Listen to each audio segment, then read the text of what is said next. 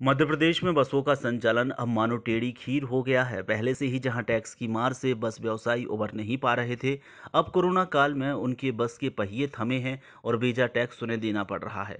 ऊपर से डीजल बड़ा महंगा हो गया है। साफ है कि कोरोना संक्रमण के बीच में बस दौड़ाना किसी अग्नि परीक्षा से कम नहीं है।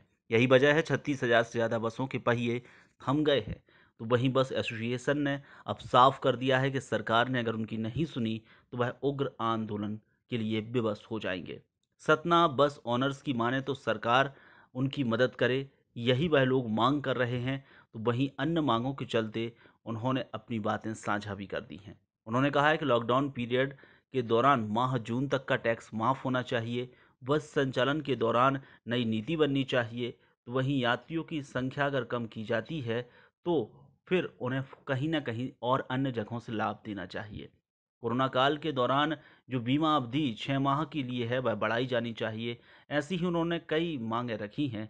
अगर ऐसा नहीं होता है तो उन्होंने कहा है कई परिवारों के ऊपर आर्थिक संकट मंडरा जाएगा, क्योंकि बसों से कई परिवारों का भरण पोषण चलता है। वॉइस ऑफ राइट्स के लिए सतना से नंदकिशोर पटेल की रिपोर्ट। चूंकि बंद अवधि में मध्य प्रदेश का कर, बीमा, ये इतना बड़ा अमाउंट हम लोगों के ऊपर लद गया है जिससे कि उबर पाना संभव नहीं है। इसलिए निश्चित है कि जब तक प्रदेश में माफ़ी नहीं होगी, कर माफ़ी नहीं होगी और आगे की परिवहन नीति का एक निर्धारण नहीं हो, तब तक हम लोग संचालन करने में सक्षम नहीं है। सरकार ने और भी कई विभागों में जो है टैक्स छोड़ दी। कंडक्टर की ड्राइवर कंडक्टर कहते हैं कि जब तक हमें कुछ हो जाए उसकी जिम्मेदारी शासन या आपकी तरफ से कुछ ऐसा आश्वासन नहीं मिलेगा तो हम गाड़ी नहीं चलाएंगे। गाड़ी चलाने की तैयार नहीं है तो गाड़ी लेके क्या बस मालिक सोता जाएगा?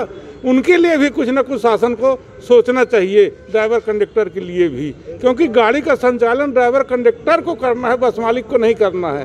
तो वो हमसे कुछ चाहते हैं, शासन से चाहते कोई भी दे, लेकिन उनकी सुरक्षा के लिए शासन करे हम करें, कहीं ना कहीं से उनको भी ये सुविधा।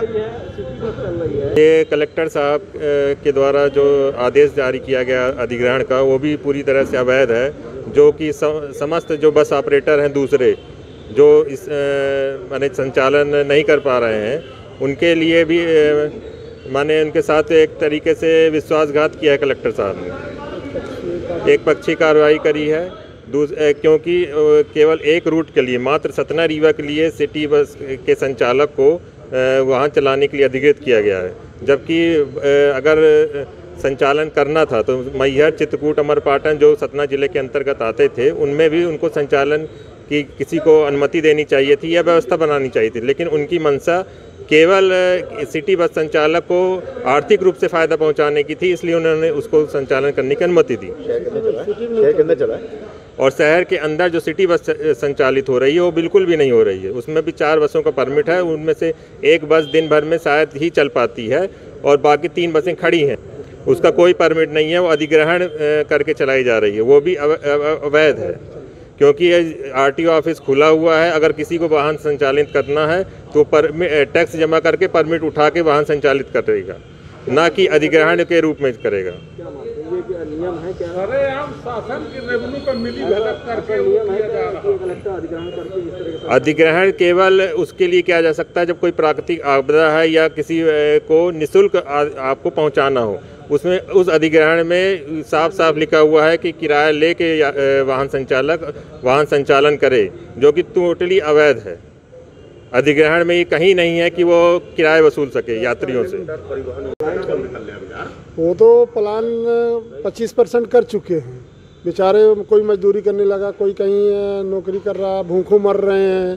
प्लान की स्थिति में तो बहुत प्लान मतलब क्या, वो घर में भूखों मर रहे हैं, उनके लिए तनख्वाह नहीं है, न खाने के लिए है। भाई अपन भी 1-2 महीने बैठे के खिलाए, तनख्वाह दिए। अब अपन के लिए खुद भी कमाई का वो स्रोत नहीं है तो हम उनको कहाँ से खिला पाएंगे?